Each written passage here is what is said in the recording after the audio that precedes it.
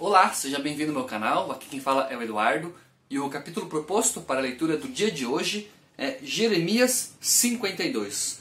Hoje é a leitura do último capítulo do livro de Jeremias, vou ler este capítulo na Bíblia Peshitta.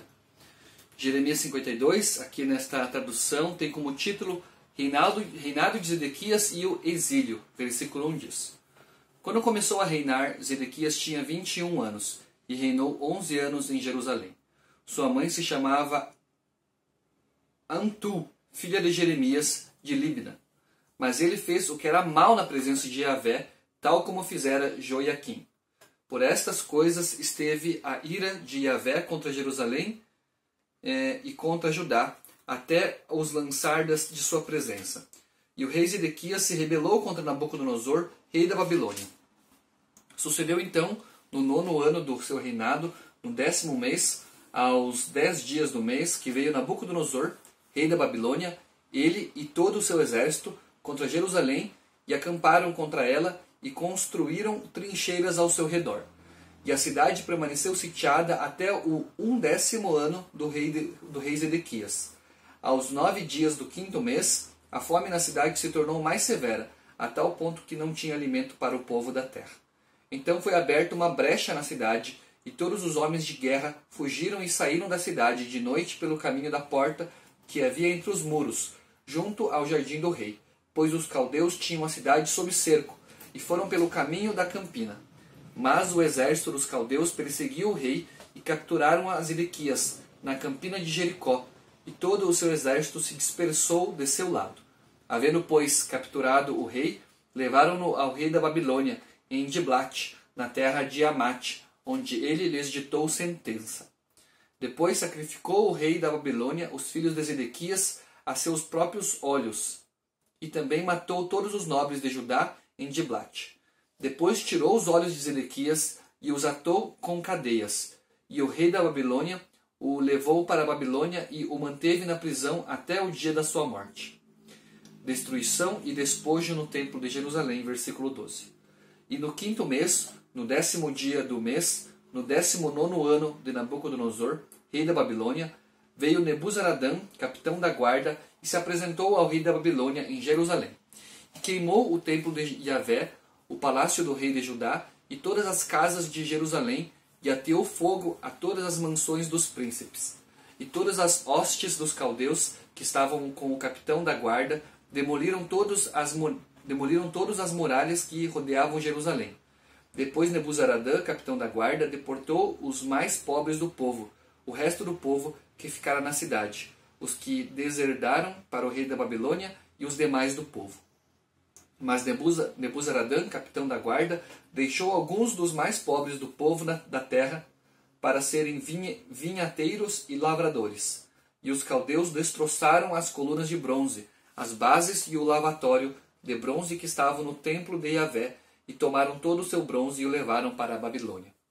Também levaram as panelas, os caldeirões, as tigelas, os borrifadores, as colheres e todos os utensílios de bronze com os quais ministravam. O capitão da guarda também levou os braseiros, os garfos, as panelas, as espivitadeiras, os candelabros, conchas, as taças de ouro e de prata, as 2 colunas de bronze, o grande lavatório e os 12 touros de bronze que estavam debaixo das bordas do grande lavatório que o rei Salomão fizera para o templo de Yahvé. O peso do bronze daqueles utensílios era incalculável. Quanto às 2 colunas, a altura de cada uma das colunas era de 18 côvados. Tinha um cordão de 12 côvados de circunferência, sua espessura era de 4 dedos e eram ocas. E havia sobre ela um capitel de bronze. A altura de cada capitel era de 5 côvados, com uma malha e romãs sobre o capitel, rodeando-o, e tudo era de bronze. A outra coluna e as romãs eram como estas. Havia 96 romãs. No total somavam 100 romãs em cima da malha, ao redor. Depois o capitão da guarda tomou a Seraías, o sacerdote principal, a Sofonias, o segundo sacerdote em posto, e a 3 guardas da porta. Também tomou da cidade um oficial que se achava a encargo dos homens de guerra, 7 varões distintos que cuidavam do rei e que estavam na cidade. O escriba, o comandante do exército do povo da terra, e 60 varões do povo da terra que restaram no interior da cidade. Nebuzaradã, capitão da guarda, os tomou e os levou a Diblat perante o rei da Babilônia, na terra de Amate. Depois o rei da Babilônia os feriu e os matou em Diblat, na terra de Amate. Assim Judá foi levada ao exílio distante de sua terra. No 7º ano de seu reinado, Nabucodonosor, rei da Babilônia, deportou a 3.023 judeus. No 18º ano de seu reinado, Nabucodonosor, rei da Babilônia, deportou 832 pessoas de Jerusalém. No 23º ano de Nabucodonosor, rei da Babilônia, Nebuzaradã, capitão da guarda, deportou a 745 judeus. Foram, pois, no total, 4.600 pessoas. Joiaquim é honrado em Babilônia. Versículo 31. No 37º ano do desterro de Joiaquim, rei de Judá, no 12º mês, aos 25 dias do mês, se levantou Evil-Merodach, rei da Babilônia, no 1º ano do seu reinado, e exaltou a Joiaquim, rei de Judá, e tirou-o do cárcere. Falou amavelmente com ele e estabeleceu o seu trono acima dos tronos dos reis que estavam com ele em Babilônia. Então se despojou Joiaquim das roupas de prisioneiro e comeu sempre na presença do rei todos os dias de sua vida. E todos os dias que viveu, sua subsistência diária procedia continuamente da parte do rei da Babilônia até o dia que morreu.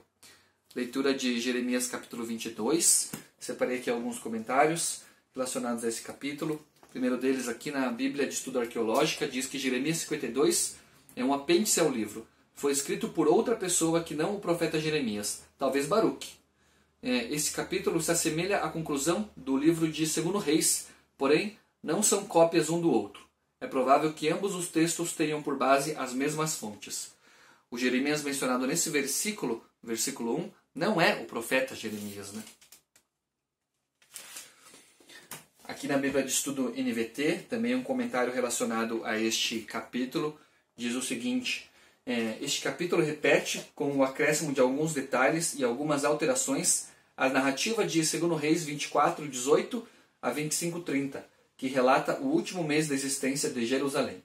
A repetição dessa passagem enfatiza a integridade de Jeremias como o verdadeiro profeta de Deus, do Deus Todo-Poderoso. Tudo que Jeremias havia profetizado sobre a destruição da cidade santa e do fim do reino de Judá se realizou.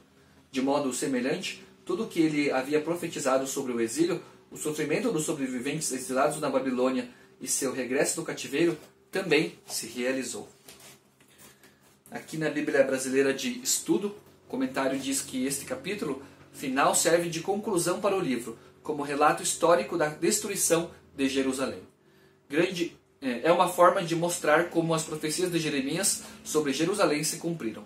Grande parte deste capítulo já foi retratada no capítulo 39 e se assemelha ao final de 2 Reis, capítulo 24, 20 a 25, 30. E, finalmente, aqui na Bíblia de Estudo NAA, o comentário diz que essa aqui é uma conclusão à queda de Jerusalém. O livro termina descrevendo a queda de Jerusalém e a cegueira de Jeremias, a destruição do templo, o exílio do povo e a continuação da linhagem de Davi.